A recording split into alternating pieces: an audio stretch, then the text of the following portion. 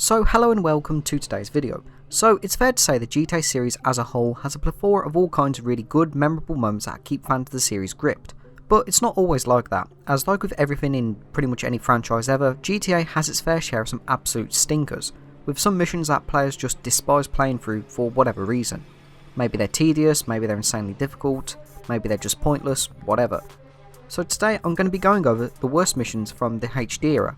So that means GTA 4, its DLCs and GTA 5. I'm not including GTA 9 on this one because, as I've said before, I have not played through everything that GTA 9 has to offer, and given the state of GTA 9 on PC, I have no intentions to either, that and dealing with randoms. Now keep in mind that this is also my opinion and not yours, so that means that I'm automatically correct and everybody else is wrong. So let's start off the video with Grand Theft Auto 4, and I think the worst mission in GTA 4 has got to be Paper Trail. So where do I actually begin with Paper Trail? Well, for a start off, even though the mission is one of those missions that triggered by a phone call, I had a bug where the phone call never triggered for a really long time, so that's not a good start to begin with. Secondly, the mission is just really tedious, I feel. Like, you meet up with Lil Jacob to take down a helicopter and spend the next minute just tailgating the heli you need to take down, but you can't take it down until the game tells you to. So it's just nothing but keeping close, which admittedly can be a nightmare if you suck at flying anyway, which I do on PC with keyboard and mouse.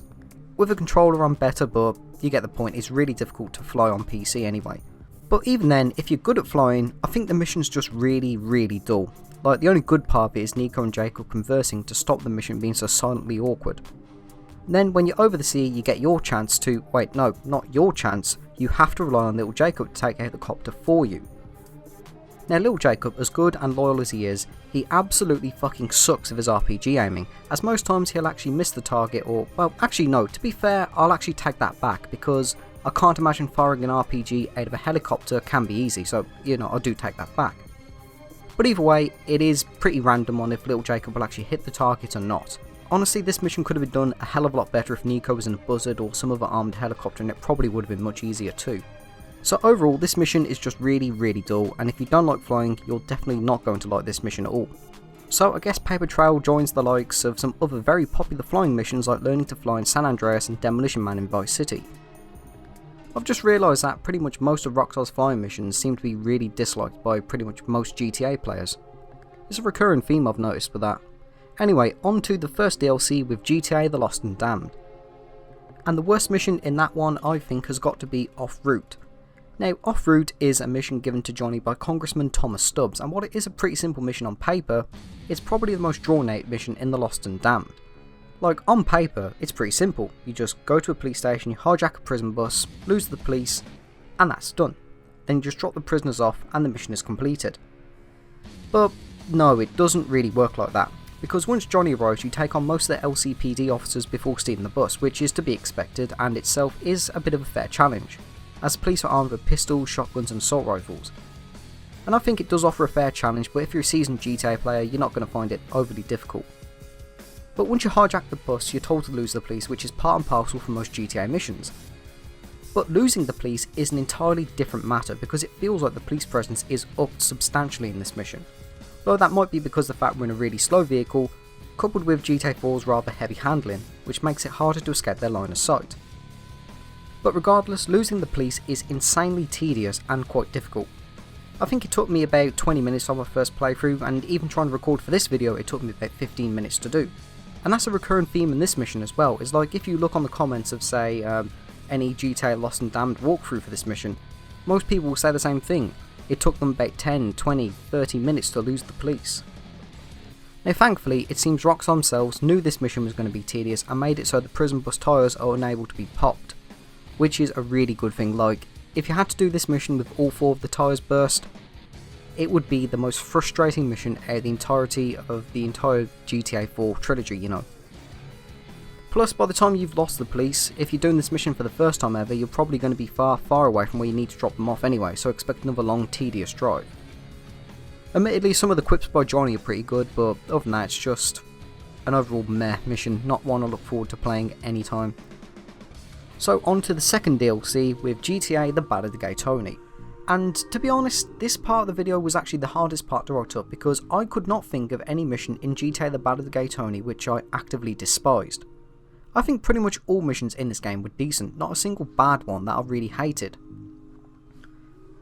So even my choice for this part, which is going to be Blog This, the second mission, is one that I think is decent, but probably the weakest one at the entire game. Now, Blog This is a continuation of the mission with the exact same name, just with 3 dots at the beginning rather than at the end. And during the first mission, Louise and Tony discover some, let's just say some unfavourable and homophobic reviews left by a reviewer, who calls Louise Tony's rent boy, says they're a couple, and so on. And the first mission ends with Louise requesting a bit of a private chat with him regarding these reviews, so we do have a good build up here. Now, Blog This, part 2, is a really short mission. You just fly to a location, you parachute, you catch the target, and you're done. People say it's quite hard, but to be honest, I don't think it's that difficult, but I can see why people say that, as it can be difficult to see where the Celebinator is, and it is really easy to completely overshoot him, and, you know, he just falls to his death while Louise just, you know, parachutes to safety. But I don't think it's that difficult if you do parachute regularly.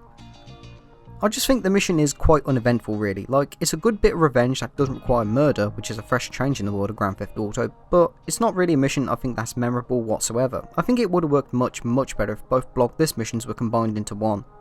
I think having the payoff of the Celebinator shitting himself is also quite funny too.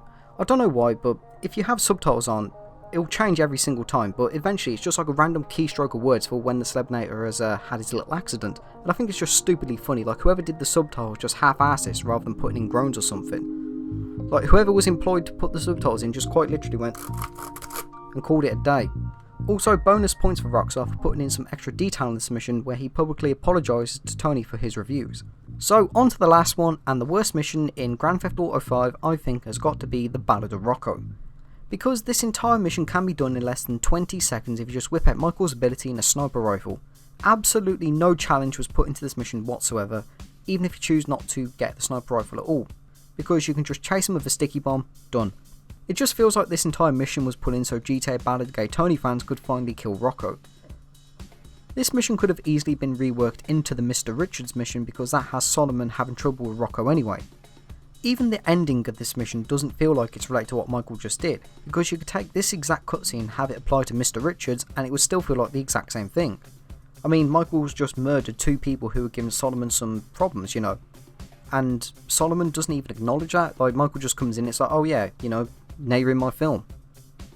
I don't know what else to say about this mission really. This mission could have just been erased from GTA 5 and have zero impact on the story. Just put the cutscene where Solomon has Michael's name in his film in a completely different mission with Solomon and it'll make no changes whatsoever. But yeah, that's it for today's video, and those are the missions that I think are the worst at the GTA HD era. Let me know down below if you agree with me or not, but yeah, thanks for watching and have a great day.